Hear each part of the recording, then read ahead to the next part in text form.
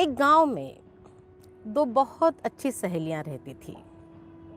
बचपन से साथ में पली थी और दोनों में बहुत गहरी दोस्ती थी। दोनों बहुत ही समझदार, पढ़ी लिखी, बहुत ही होनहार, मेहनती और स्मार्ट थी। एक का नाम था सक्रिया और दूसरी का नाम था प्रतिक्रिया। ये कहानी है सक्रिया और प्रतिक्रिया की। दोनों साथ साथ में पलती बढ़ती गई, दोनों साथ साथ में मिलके काम करती गई। दोनों में एक अलग चीज थी, वो ये थी, सक्रिया अपने नाम के अनुसार हर समय सक्रिय रहती थी, हर समय काम करती थी। काम हर समय करने की वजह से वो सिचुएशन को भांप जाती थी और सिचुएशन से पहले प्लानिंग करती थी।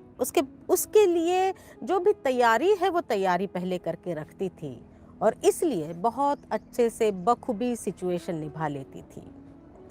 प्रतिक्रिया भी हर सिचुएशन को बहुत अच्छे से निभाती थी, किंतु प्रतिक्रिया की आदत थी कि वो किसी सिचुएशन के आने के बाद अपना काम शुरू करती थी। सिचुएशन से पहले से वो थोड़ी आराम पसंद थी। दोनों सहेलियों में अपने अपने इस कार्य के प्रणाली पे बहुत चर्चा होती थी, किंतु दोनों हर सिचुएशन को बहुत बखूबी निभाती थी और इसलिए दोनों बताती थी कि देख मेरा भी तरीका सही है, और दुष्प्रतिक्रिया भी कहती थी कि देख मेरा भी तरीका सही है। बिना किसी डैमेज के हमने सिचुएशन को बहुत अच्छे से हैंडल किया। समय बीतता गया, दोनों बड़ी होती गई। दोनों ने यह तय किया कि वो दोनों गांव में ही रहेंगी और खेती को अपना प्रोफेशन बनाएंगी। उन्होंने अपने अपने माता पिता को अपनी ये बात बताई। माता पिता को बात बहुत अच्छी लगी।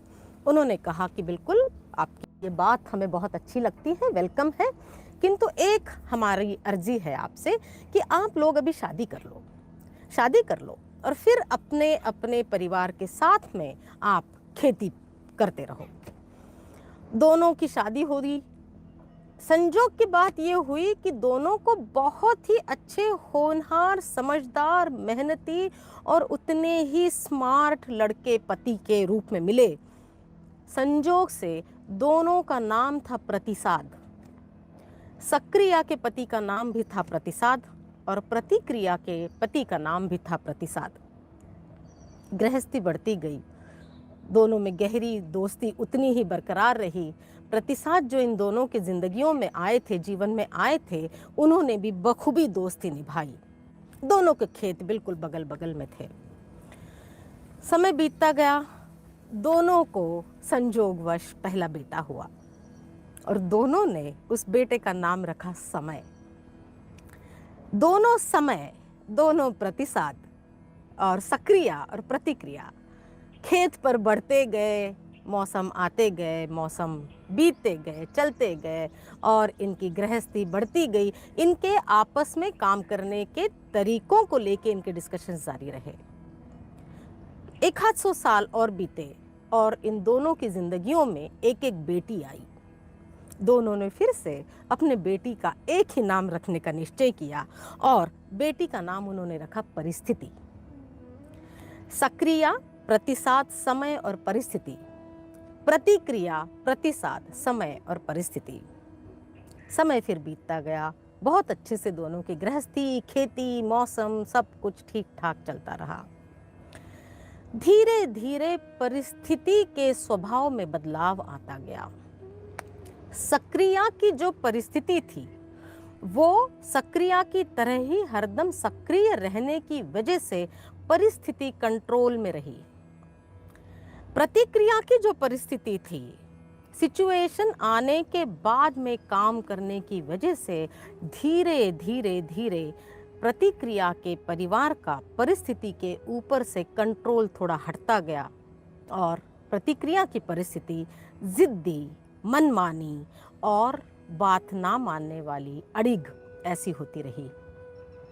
दोनों परिवारों के डिस्कशंस चलते रहे और चलते चलते एक दिन प्रतिक्रिया ने सक्रिया से कहा, जब तक मुझे परिस्थिति नहीं मिली तब तक मुझे तुम्हारी ये जो बात थी कि हर वक्त सक्रिय रहने की, इसका महत्व मुझे कभी समझा नहीं। अगर आप सक्रिया के तरीकों को अपनाकर सक्रियता से प्रोएक्टिवली अगर आप अपनी समर की गार्डनिंग करेंगे तो आप कम परेशान होंगे। और अगर समर टेम्परेचर 40 बढ़ने के बाद आप काम करेंगे, टेम्परेचर 42 बढ़ने के बाद आप काम करेंगे, अनुभव से कहती हूँ कि इवन आधा डिग्री का टेम्परेचर 40 के ऊपर 39 के ऊपर 38 39 के ऊपर जो आधा डिग्री रोज बढ़ता जाएगा ना, उसमें आपको कभी भी अपने छत पर ज़्यादा वक्त काम करने को मिलेगा नहीं। आप बहुत जल्दी थक जाएंगे और आप फिर सोचते रहेंगे कि काश मैंने यह काम पहले कर लिया होता। सक्रिय रहिए, प्रोएक्टिव रहिए, रिएक्टिव नहीं रहिए। समर गार्डनिंग में आपको ये बात बताने के लिए मैंने खुद ने बैठ के सक्रिया और प्रतिक्रिया की कहानी कल रात को लिखी। मुझे लगा कि मैं कैसे किस तरह से कहानी के रूप में आपको बताऊं कि अगर समर गार्डनिंग आप प्रोएक्टिवली करते हैं तो आपको विंटर गार्डनिंग के बराबर अपितु उससे ज़्यादा ही आपको यील्ड मिलेगा, उससे कम नहीं।